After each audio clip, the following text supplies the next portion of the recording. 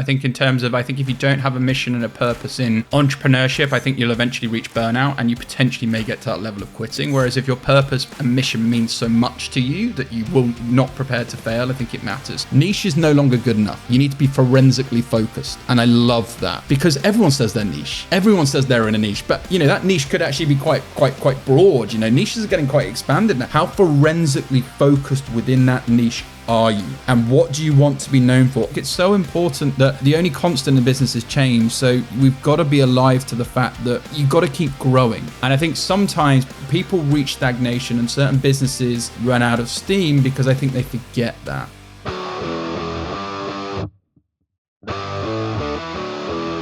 Good day and welcome to the Wealthy Entrepreneur Podcast. I'm your host, Bob Gauvreau. I'm so happy that you joined me today. I'm excited to bring on a guest that I'll share in a minute, but we've been able to collaborate the last few years and spend some time helping lawyers understand some of the pressing matters in their businesses and help grow and scale as well. So if you're not a lawyer, it is okay. There are some incredible messages that we're going to share today about the future of business, really, and what we need to be considering as business owners in order to grow and honestly not become outdated. So before I get started, I just want to remind you that this is the place where we dissect the elements that contribute to entrepreneurial success, from mindset and leadership to profits and revenue. Now, my guest today is Rob Hanna, and this episode is going to be called Leading the Legal Industry. Rob Hanna on law firm trends, Clio partnership, and becoming, I got to share this, one of the top podcasters in the world, but number one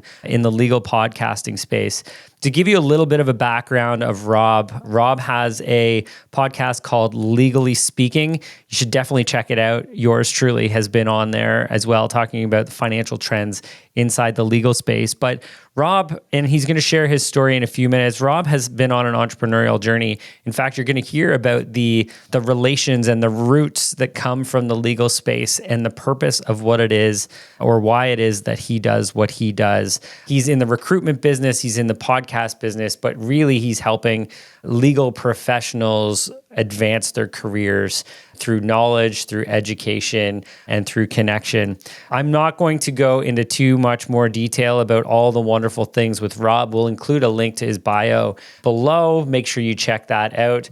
But I am so excited to bring the top legal podcast host in the world to our show today. So welcome to the show, Rob Hanna. All right, so I am so excited to welcome Rob in here. In just one second, I know we've had the opportunity to collaborate. We're both really great partners with Clio. You maybe even more so than we are, even though we're dealing with them every single day. I've had the opportunity to be on your podcast. I know we've talked about bringing a whole lot of value to the legal space as well, which I'm super excited about. So without further ado, I want to bring Rob into the show, and we're going to learn a whole bunch about him and also some insights for the legal professionals. Oh, well, Bob, thanks so much for having me. I'm a huge fan of yours and I love having you on my show. It's one of our most downloaded episodes. And yeah, I'm really, really delighted to be here. And as you say, yeah, we've both got close relationships with Clio, who I think are doing a great job. So yeah, excited to get into it today. Awesome, Rob. So I know we've already talked about being on the other side of the pond. So I look forward to hearing a little bit more background and sharing with everybody a little bit more about you. So knowing that you've got the Legally Speaking podcast, which is one of the top podcasts legally in the world, which is pretty amazing, and congratulations on that success. But maybe if you wouldn't mind, take us back through your entrepreneurial journey and maybe how you got started and where you are today. Yeah, no, thank you. So I'll tell you why I'm in legal, if you'll just let me take this quick gambit. So and it's my whole why behind, because I'm a very mission focused individual. I think in terms of, I think if you don't have a mission and a purpose in entrepreneurship, I think you'll eventually reach burnout and you potentially may get to that level of quitting. Whereas if your purpose and mission means so much to you that you will not prepare to fail, I think it matters. So I come from a legal family. My grandfather ran his own law firm in the 1950s. And I always share this story that one Christmas time, I was at his house. I was probably age 10, 11. And I'd say, my late grandfather, why have you got so many Christmas cards? You've been retired from practicing the law 10, 20 years from now. And he says, Rob, they're from former clients and the generations beneath them clients. and the client's family's beneath them. And I thought, wow, why do they write to you? And he says they want to write to me and thank me for the work that I did whilst I was practicing the law, the benefit that the work that my firm did to them has benefited their families and the generations beneath them. And this was in an offline world, Bob. And I thought, wow, what a legacy to leave of being respected, best in class. What better way to have a handwritten card delivered to you every year from families and generations of the work you did? And I thought, if I could be arrogant enough to continue the family name in law, I'm sure as hell not going to let that legacy down. So I'm trying to emulate that level of a success, but in a traceable format. We're in an online digital world where my daughter can look up the podcast I was up with you or the work that I've been doing. And so leave an online, collaborative, future-proof kind of legal community, but through embracing digital and modern forms. So that's really the why and kind of how I got to sort of launching my own legal recruiting business. Obviously, I had to cut my stripes in the recruiting world in the city of London, and it was 2008, it was Boiler Room, it was Lehman Brothers crash, great experience, but I always knew my North Star was start a business connected to legal, and it just so happened to be that legal and recruiting business. Now, the whole crux of the Legally Speaking podcast and things that I'm coming through today, and by the way, if you want to pick holes, Bob, I'm conscious I'm trying to be concise with the story for your listeners. I needed a USP. You can't just start a business and expect people to come and knock on your door and say, Rob, I'm delighted you've set up this business. Let me give you my business. The world, unfortunately, you need to go out there and find ways to market, to get in front of customers, to be relevant. But I wanted to make sure I wasn't just another legal recruiting business over here in the UK. I wanted to be different, and I wanted to do it in a way that I've led with value. I didn't want to be a transactional agency. I know I always said from day one, we wouldn't just help someone find a job, we'd help them throughout their career for life, because that's a relationship. People will change their roles throughout their time. And I thought, how am I going to get clients? I need the law firms to talk to me. I need to go and get these law firms to understand me, because they'd have been working with my competitors for 10, 20 years, lots of goodwill broken up then.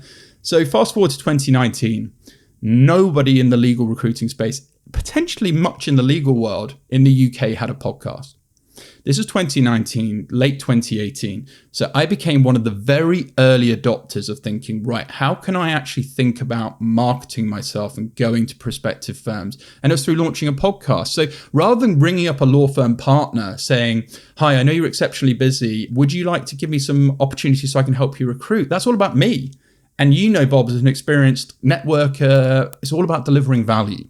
So I thought, why don't I flip the narrative when I'm going out to try and find business as part of this entrepreneurial journey of trying to build a business, and actually think, why don't I say to them, hi, I've launched this Legally Speaking podcast. I've actually reviewed the last 5 articles that your law firm has released about you. That I've actually tracked the SEO and the engagement on that, and it's exceptionally low.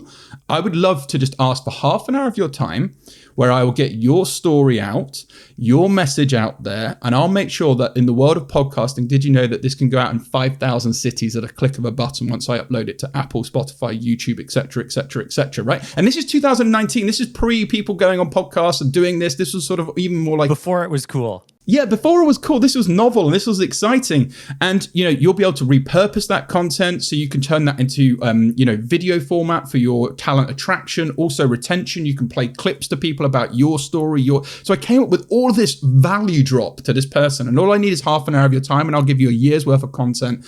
And I didn't even mention anything about the sort of legal recruiting side at that point. So you get them on, you deliver your best job, you research them, you make them feel really empowered.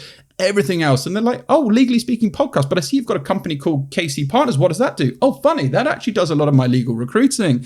Oh, okay. Well, look, really enjoyed working with you. Like if we're ever hiring, of course we're going to. And so you get the story, right? So I led with a thought leadership tool, which would enable me then to also build a personal brand and put thought through collaboration. Collaboration is domination. So I'd bring people in, give them a fantastic experience, and then I would hijack that audience, because then I can put that out in newsletters, I can put that out on social channels, I can distribute that, and it's quality content because I'm interviewing people who've got really good things to say about the audience that I wish to talk to, and that's kind of how it went. So that was kind of my strategy. I think is one of the most sort of novel that I've done in terms of starting my business, in terms of I'm not just going to pick up the phone and cold call and do what everyone else does, or try and do these outdated methods, or I really thought, what could be a different strategy and a different play?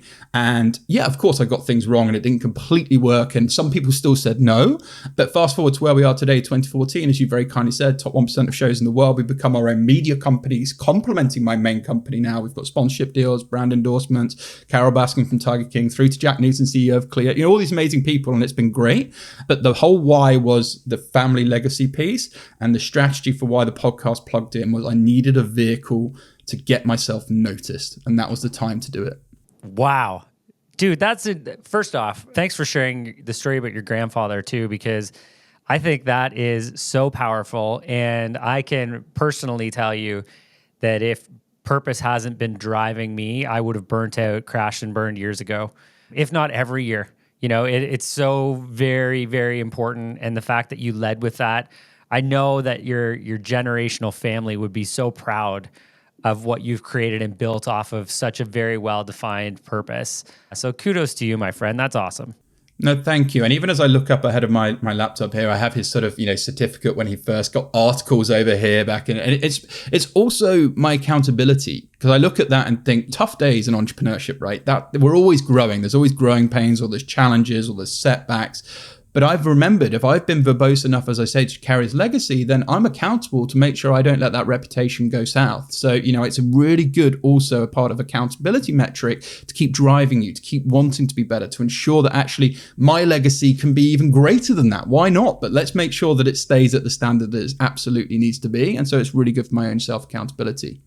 Yeah, 100%. So side note, I've got a lot of law experts that we work with. If any of my clients that had an opportunity to be on your podcast for you to share their message said no to them, I feel like I'd want to smack them around a little bit, right? And it's just such a lost opportunity to get your message out there. And I think the only reason people would say no is based on fear or lack of knowledge, because, having a vehicle to get their message out, to help people to fulfill their mission, like you're helping people fulfill their purpose in what you're doing. So I love that you lead with value. I spent a lot of time working with Tony Robbins back in the day, and that would be one of the cores that he talked about. Successful business and growth is to lead by giving first and then building those relationships, and you will receive it back.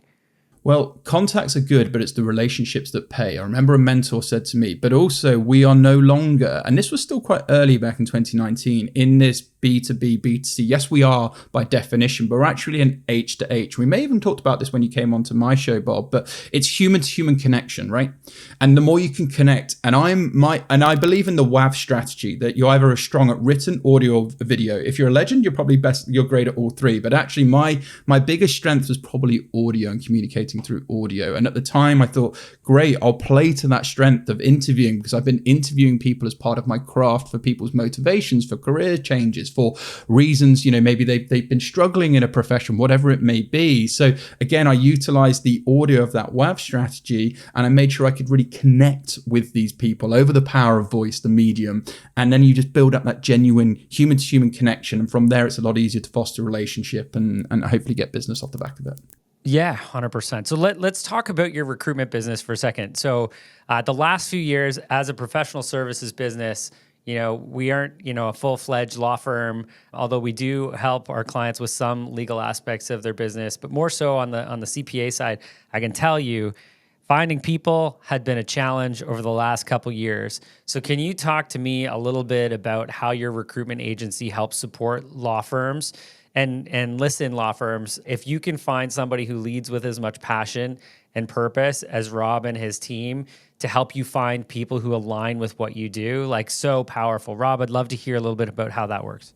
Yeah, no, and thank you again, Bob. I think, again, this comes to my strategy piece, actually. It links to, in the UK, there is a growing theme of US law firms coming into the London market, right? Really?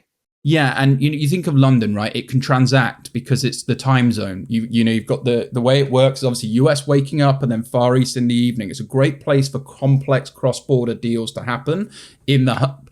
And I noticed this trend quite quickly. So not only with the podcast, I thought, okay, well, US law firms are setting up their satellite offices, if you like, and they're paying a premium. They're paying premium salaries. You may have read about this in the news as well, the Cravath salaries. And I thought, wow, so not only do I need to make sure I get busy in terms of my thought leadership and content, let's be really strategic about where I invest my time in terms of where I can get an upside. One placement and one deal with this firm could be worth 5 or 6 with, say, more local firms. So we really specialized, and that's the key point, right? We really specialized in the core areas of where there was demand, which was corporate M&A activity, dispute resolution, litigation, arbitration. So our sweet spot is helping people that have qualified up to the sort of partner level. And we really understand the market. And I guess another reason why I particularly built it around that transactional activity was because I'm involved in businesses. So I've been instructing corporate lawyers. I know what an SPA document, a share purchase agreement looks like. I know what reserve matters mean. I know certain clauses. So, not only are you getting an organization who's got, 10, 15 years of recruitment experience, anyone can do that. I know your world because I'm an entrepreneur. I'm a business person. I understand. I'm negotiating with you. It might be on that fixed rate. It might be on that billable hour. It might be on a term. So not only do I can be in their world. And I think the more that you, and Jack talks about this in his book, The Client-Centered Law Firm, the more you can really understand your clients and meet them where they're at and be in their world and empathize with them, the better it is. And that's what we really do. We go deep into understanding our law firm clients that we support. So then we can go out and really sell and get them the best talent. And the best talent is not sat there waiting for your phone call. They're busy being successful in a rival firm, and they need 4 or 5 compelling reasons why they should even pick up the phone to want to talk to you. And they're exactly the people you want because they're the ones that are happy and being looked after. So we specialize in carving out the right people that are very happy, who need to be really kind of influenced in the right way and painted the picture and sold the dream, but again, in a professional way that makes them feel like they're feeling good about their decisions. That's what we do. So we make sure we understand our clients warts and all, and we make sure we go out with a really strategic play to attract the absolute best talent. And that means we don't work on volume. So we're boutique, we're nimble, and we pick our spots, and the mandates we work on, we deliver on. And for any entrepreneurs who are listening to this, guys, this is the type of recruitment that you should be looking for. That's exactly, and Robbie nailed it. You're looking for the top talent that aren't thinking about you because they're so focused on delivering value for the firm that they're working with, and they're considered top talent, and you need to tap them on the shoulder because they're not looking at you right now. Really great, Rob. Love that. So transitioning into the fact that you have influenced the legal space globally, right? We're not even just talking about on the other side of the pond. You've now infiltrated North America, which is pretty powerful. You've partnered up with Clio, which we know now the most valuable legal software company in the world as of a few weeks ago, which is a pretty incredible announcement. I would love to hear maybe a few insights that you've got over your years of working with influencers. What are maybe some of the top lessons for law firms that you would have or would have learned from some of the guests that you've had on your podcast? Yeah, I mean, I touched on it in my own regard, but I definitely think understanding why you. I again think about everyone's favorite radio station. If you're a corporate lawyer and you're delivering standard straight up M&A, or it might be private equity, those sort of services, and you're looking for big ticket work, then WYFM, what's in it for me? Everybody's favorite radio station. So you need to make sure, and this has been one of the key themes, of people mastering their crafts, and, be super specialized. I think it's slight variations by geographic, but over here in the UK, there's real specialisms of legal services. So, and that's really, as you get more and more senior, that's really important to specialize. So I heard the term the other day, Bob, which I think you're going to like. Niche is no longer good enough. You need to be forensically focused. And I love that because everyone says they're niche. Everyone says they're in a niche, but that niche could actually be quite broad. Niches are getting quite expanded now. How forensically focused within that niche are you? And what do you want to be known for? And I've even adopted that into my own business in terms of, I need to be even more forensically focused in terms of what I'm doing. And I heard another great gambit from, and I'm tangenting away from your question, so pull me in when needed. No, this is okay. This is good. I like it. From the late Steve Jobs around focus. And he said, it's very easy to say no to things and focus to things that you don't want to do. The definition of a focus is staying focused when you want to say yes to something that you'd like to do. And I think the more you can maintain that focus with that forensic lens, the far better you're going to be in terms of delivering your services. So the people that I've come onto my show and the entrepreneurs and the people who have done very, very, very well is they've done something very well and stuck at it. So, the lawyers that have risen to the top, I've had some of the top personal injury. Let's go to Clio. It feels like we're fans of Clio. They have a very straightforward mission to transform the legal experience for all. If you speak to Jack, who I've had the pleasure of interviewing, I know you have as well, Bob. I think he's one of the most humble, genuine CEOs of a multi-billion-dollar company. I've only got nothing but love for Jack and the mission, and we support that. But all he is focusing on is that transforming. If it's not in that box, if it doesn't come into that box, it's not in line with where their North Star is and where they're going. So the lessons I've picked up from these top achievers is having that forensic focus. I think it's the number one lesson I can teach anybody, because we get so busy being distracted. You might be a partner in a busy law. I need to go to a business development conference now. I need to go back to that client. I need to do this. And actually prioritization, understanding what is most important and how do I become the best at that? The next layer on top of that focus is you're not going to know it all. And if you think you know it all, then I'd be worried for you, because I don't know it all. You need to have your board of 360 directors around you. You need to have mentors, and they are not people who are just ahead of you.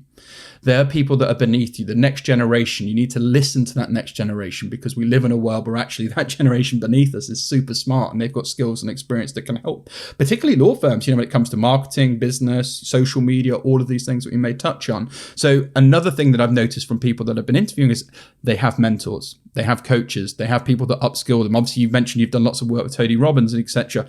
Prime example, one of the best out there in terms of, coaching, helping people bring out the absolute best in them. So not only the focus, but it's also that what I call your 360 board of directors around you, the people that will influence you, and be careful of the information you consume, because you want to take information from people that, in my opinion, have been there, done it, and got the credentials. They're the ones that can really help upskill you to get to the next level, because new level, new devil. As you progress, there's always going to be a new challenge. And the best way to shortcut that is through mentors and coaching, in my opinion. Yeah. Interesting. I love forensically focused. I wrote it down. I'm going to have to chat GPT it later and see how I can incorporate it into a bunch of good stuff. But I had and I want to call him a friend, but definitely someone who was on my podcast, Chris Bumstead. I don't know if you've heard of Chris. He's 5-time Mr. Olympia. And he talked on the podcast, and I think it's so reflective back to forensically focused. He was going for his last Mr. Olympia, and he had an injury in his shoulder. He's an entrepreneur. He's got 4 or 5 businesses going on as well. And his wife was also Mrs. Olympia or Miss Olympia. And he was going for 5 times, and he's 30 now. He's getting a little bit old being although he looks amazing, a bodybuilder. And she sort of pulled him aside and said, listen, do you want to be the best in the world, or do you not want to be the best in the world? And he said, what do you mean? Of course I want to be the best in the world. She said, well, if you are not, and I'm going to throw in forensically focused in here as part of this, but if you are not forensically focused on what you're trying to accomplish, someone else is going to be more focused than you, have more motivation, be more inspired, because they want it more, because they're more forensically focused, and they will knock you out. And he then was like, hey, business partners, I need to take a leave for the next 8 weeks here while I train for Mr. Olympia one more time. And he ended up winning. But he said if he didn't have that sort of moment of realization that I need to be forensically focused, he would have lost the title. And I think that is so applicable to every business owner, Rob, across the board, that if we are not willing and desiring to be the best at what we can be and focusing forensically on what that is in our specific situation, we will lose opportunity, we will lose momentum, we will not fulfill our purpose and our mission. So I love how you tied that together. Feels so good. Well, I also there's a lesson I think from that story as well, and thank you for sharing that, Bob. But he's got the right people in his life, not to turn this into a life coaching, but his partner has absolutely communicated the right message. The information he's consumed from the people he respects and values is good. So the decisions you make in terms of who you hang around, or be it your partner, your businesses, is so influential on your life. And, people can sort of look at that, but it's the truth. The people that are around you that shape you, your daily lives, your habits, whatever it may be. So that exact moment was what he needed to hear. So it was such great advice from the right person. But the only thing I would add to this as well, because it's all good as part of the textbook, but you've got to look at the 1% gains, right? So what I mean by that is you're not going to become forensically focused tomorrow. You know, you're not suddenly going to become a but you'll be 1% better as a forensically focused person the next day because you're developing a habit. So done is better than perfect. Perfect never gets done. We've heard that time and time again, but it's so important. So create a habit that's going to enable you to be that. Don't just sort of be used to explaining, like, what's one thing you're going to change? It could just be, I'm going to put 15 minutes out of my calendar a day to make sure whatever it is, but there has to be a habit or an action that's going to allow you to change, because I think so many people stop at perfect inaction. Whereas I would have imperfect action, but make sure I get better and better over time. And so what an interesting segue here, Rob, that you've brought in. So we are both going to be at ClioCon in October in Austin, Texas, which is going to be super exciting. Rob is going to be podcasting his butt off there, interviewing a lot of world-class people like myself. I don't know. We'll throw that out there. Absolutely, Bob. Absolutely. And so you talk about the 1% gains, and one of the headline speakers who's actually heading the ClioCon this year is James Clear of Atomic Habits, and that's exactly what he focuses on. Let's talk ClioCon for a second. So what is it? I know, we're both going and it's exciting, and Austin's a fun city. What are some of the things that you're looking to accomplish there? And what are some insights about maybe ClioCon that we can share with everybody about how amazing of an event it's going to be? Yeah, my first ever ClioCon was last year, and it was hands down the best legal conference I've ever been to. And it was from an experience, right? And this comes back to Clio's mission of transforming the legal experience for all. That's not just in the delivery, it's in events, in everything. The experience I had, I came away energized. I came away educated. I came away more connected. I came away more, all of these things. So I would say for anyone, if you want to be at the forefront of legal, or you're curious about technology, maybe not just, obviously it's a legal tech focused event, but if you're in entrepreneurship, you're thinking of a startup, I genuinely think it's one of the best conferences you can be at in terms of experience, the people you'll meet, the quality of the content. So absolutely go for it. And the other good thing is they get the fun part right as well. Because I strongly believe in business, you have to have fun. You can work hard, and absolutely there's going to be tough moments, but you still got to have fun along the way, right? And Clio does a really good job of incorporating the fun. Last year at Nashville, I was at the Grand Ole Opry, the home of music, Nashville. Wow, amazing experience. It's great. So fast forward to this year, Austin, Texas. I've never been. So I'm loving the fact that I get to go around different parts of the US with Clio, media partner with them, which is great. I'm really looking forward to being in Austin, maybe trying a steak, all of that good stuff. But as you say, because you don't have any steak on the other side of the No, we don't. We just can't find it. Honestly, there's a shortage coming. But to your point, I am going to be focused when I get there. Like, I am very aware this is a business trip. I have 48 hours.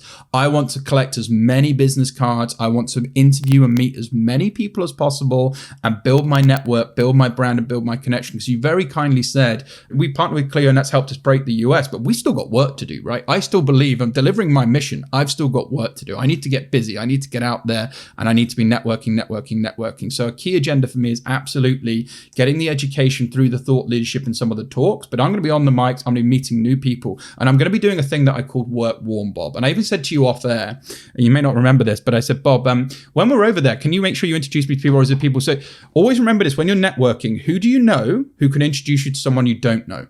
Really simple, easy strategy. It's a warm intro. And Bob, you may wander up on a day and be like, hey, this is my friend Tom or Sally. Come and meet Rob. And you, straight away, bang, shortcut my time on the planet because there's someone there that can work warm for me, that can give me the intro. So big tip for you when you're going to these big conferences, reach out to everybody you know.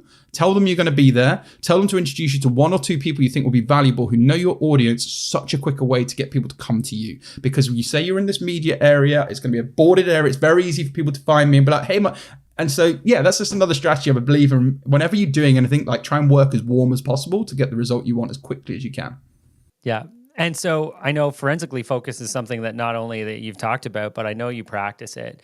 So just thinking about your podcast, and again, being top 1% or top one? And we're top of Good Pods, which is trying to Google. People probably know Google Podcasts no longer exist, and so you've obviously got Spotify and Apple as the main two platforms. But Good Pods are really trying to build the podcast community of the future. So we're landing number one there for law, and have done for the last 12 months consecutively, which is super cool. And it's again because I like the people on the platforms that are on the journey. We've just gone from a whole new rebrand, and we went to the details of that, right? In terms of what should the colors be to represent the sort of the signal, the message out for our audience, what should be all of these little things, because once you get to that sort of you very kindly mentioned where we are, there's a standard, right? And people will not, you need to buy people's loyalty. And my opinion of buying people's loyalty is always going above and beyond to delight them. So what are the new things? Why should they still be excited after listening to our show for 5 years? How can we just be arrogant enough to think they're going to stick around? Because people get bored. People might want to go and listen to a news series. So we really thought really hard about the rebrand. And then also with like AI, like what AI integrations can we do? And we've brought in some quite cool, quirky things I'm happy to share if useful, because it's very important. But to the forensically focused, which is definitely going to be part of this thing, when we first started, there's a thing called topic of influence. And this is my biggest tip for anyone if they're thinking of starting a podcast. I gave the story of, I needed a business development tool, thought leadership. To have a successful podcast, you need to have a topic of influence. My opinion, I learned this from Steve Olsher, who's one of the greatest podcasters in my opinion. And it should be 1 or 2 words that you write into Google that is the pain point. Why are people listening to a podcast? Is because they're searching for either education, inspiration, or some form of entertainment. So for us, my topic of influence has always been around legal careers. Now, why is it legal careers? Because think of the hook on the back end. I'm helping people with their legal careers. So everything that we've done in terms of the content and the guests that we bring in, yes, that can be broad, but the narrative is in and around how is this connected to the legal and careers. And so as a result of that, we've always stayed connected to what our topic of influence is. And of course, that can touch into diversity, equity, inclusion, mental health, technology, all entrepreneurship, all of these different things. But the key thing is when people are typing into Google that pain point, you want to be the topic of influence and the top of mind. And so that's always been the heart of what we've done on our show. And I think that's the number one reason why we've stayed. We haven't tried to be sort of everywhere and just be generic. We've tried to really channel in on that topic of influence. And I think that's really helped us. And also attract brands. And as you say, we partner with the world's biggest legal technology company, 56 on Clouds for 100, 3 billion valuation. We've had a continuation year after year after year. We now get flown out to Clio. They're expecting, right? It's lovely and it sounds great, but there's expectations there, right? And you've got to show why you're good enough to have that badge. And I feel like we've absolutely stepped up to the plate and continue to do so. Yeah, and I'm so grateful that Clio has partnered with you and that we've been able to collaborate. And I think, you bring so much value to everything you're doing. You bring so much value to law firms. And, even thinking now as you're talking about careers, law careers, it is so everything is wrapped up in law careers. I'm trying to poke holes in everything I've listened to, Rob, and I'm like, damn, he's really, really aligned on that. So I love that. Thinking of, and maybe just shifting gears a little bit back to, law firms and some of the areas that you've seen. What are you seeing in the future? What are some of the legal trends in the legal space that you're seeing that people are either taking advantage of or that they should be aware of heading into the future? I think the big one, and it's super contentious, and you may have a view on this as well, Bob, is the billable hour. Right. I think the pricing model, I think there's been some really interesting legal tech companies. I'm not sure if you're familiar with Scott Lee at AltFee. They're a really good pricing business. I think the growth of the subscription model for legal services off the shelf is going to continue to go. I think the big law firms have had their day, and I think they've cashed in.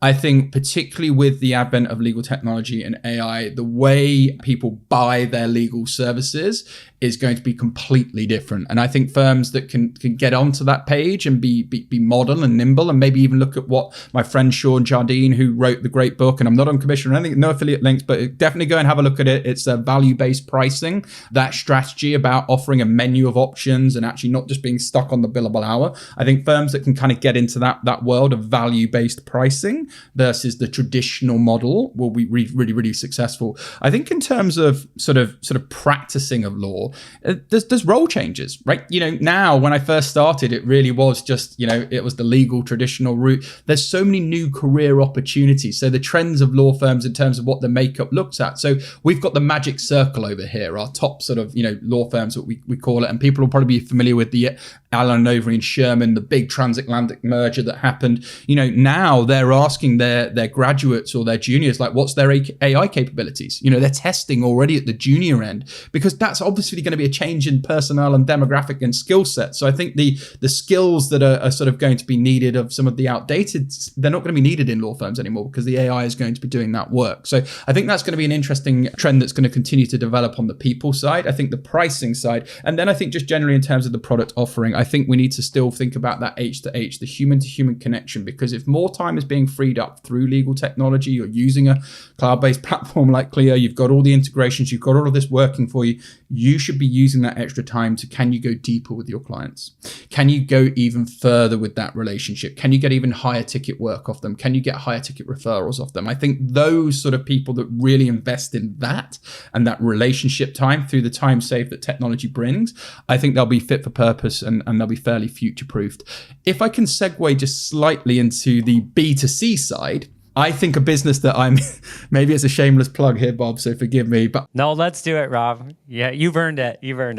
I feel the way that people will find a lawyer in the future will be in the company I've just gone onto the board of, called Case Guru. And what that does, it's an AI first legal tech business. And this is why I get excited, right, Bob? Because whenever, I don't know about you, but when I'm looking at if I'm going to invest in a business, I'm going to be excited about it. There's a few things I look for. Number one is the people. Do I believe in the entrepreneur behind it? Do they have the resilience? Do they have the grit? Do they to really, really do it? Then I look at the problem.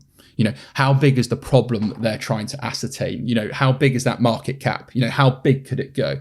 Then I look at actually in terms of, so I've got the person, I've got the problem, then I look at the process, right? Can we build some capital, some IP? Can we build something that will be valuable? So as an equity shareholder, I will get an exit. So they're the kind of three things that I really look for. And Case Guru for me ticks all three. So let's say you're going through a divorce, tragic situation. Outside of asking your friends and family, where do you go to ask for an attorney or a lawyer?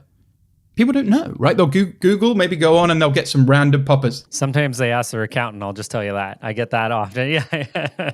And maybe this could transfix into the accounting world. What we've built is where you could describe your case, AI prompts, so you get a proper understanding, and actually that then gets fed to the back end, to the lawyer who's signed up to the platform. So it's lead flow for lawyers, because they get, and they can set their preferences at the chargeable and where they want to be, but it also helps the individual and actually the cases they're putting forward, because the AI has helped them create this, that actually the quality of their case. So it solves the problem of actually not having to ask around, and you get a really qualified set of statements, so then lawyers can actually get checks as well. So I think it's it's a very basic version. There's gonna be a load of other features, but I think that's the future for people who are thinking about law. They're gonna be hopefully going to a marketplace where it's finding a lawyer made simple. And that's something I'm excited about building.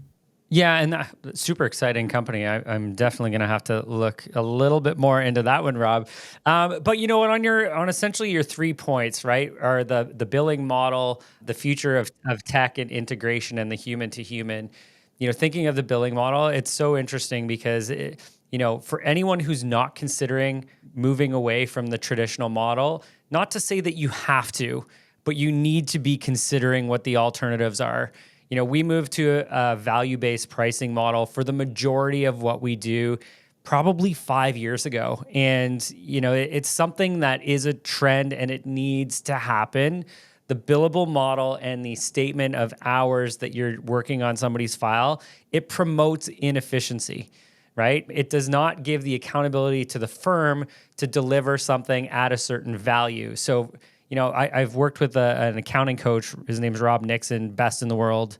And one of the things that we first worked on was that billing model. It's like we have to move away from allowing our team to just take their as short a time as they want or as long a time as they want and continue to have to build a client for that, it doesn't make sense. So we need to create something that's a little bit more accountable to our team and also maybe provides more profit margins for us in our business if we do it the right way, and we get to win on that. The second part is on the technology. And to Rob's point, look at the opportunities that are out there with AI. Love the organization that you shared, Rob. But again, anyone who's not thinking of AI and future solutions, not to say that you have to incorporate them, but we have to be aware of them so that you can utilize them. It's not necessarily eliminating jobs or opportunity or industries or anything like that. It's maybe going to allow us to expand the impact that we can create as a professional by utilizing these tools. So don't miss out on that opportunity. And the last one, talking about the human-to-human connection. Again, Rob Nixon, who I worked with in the accounting space for years, he talked about being the trusted advisor, and that is where the industry is going. And this is for all professional services, working on the relationship and being able to support people with whatever tech that we have or whatever resources we have, but knowing that you're going to be the resource that they want to come to when they have a problem and they know that you can help them solve it. So Rob, I couldn't agree more with those three things. It was bang on, my friend. Anything you want to add to that? Well, it's clear why you've been so successful, Bob. You mentioned 5, you're ahead of you're curious. Everything you just said, that you've got coaches, you're moving your business forward, you're meeting your clients where they're at, and I obviously got the pleasure of hearing your story on my show, but just for people listening, absolutely, there's a reason why you're successful in what you're doing, because you're doing everything that, practicing what we're preaching here. And I think it's so important that the only constant in business is change. So we've got to be alive to the fact that you got to keep growing. And I think sometimes people reach stagnation and certain businesses run out of steam because I think they forget that. And I heard one of the best quotes from Piers Linney. He's a former Dragon's Den investor, which is Shark Tank. I think that side of the spawn. He's become a good friend of mine. He's actually speaking at an event I'm moderating next week with Jack and Ronnie, who was who's CEO of Clio, formerly of Uber. And Piers said this. He said, AI is not a once in a revolution opportunity. And everyone looked at him blank. It's like, yes, it is. He's like, no, it's a once in a species opportunity. And you just let that land and think how big and impactful, because it's of the worst state it's ever going to be as of today.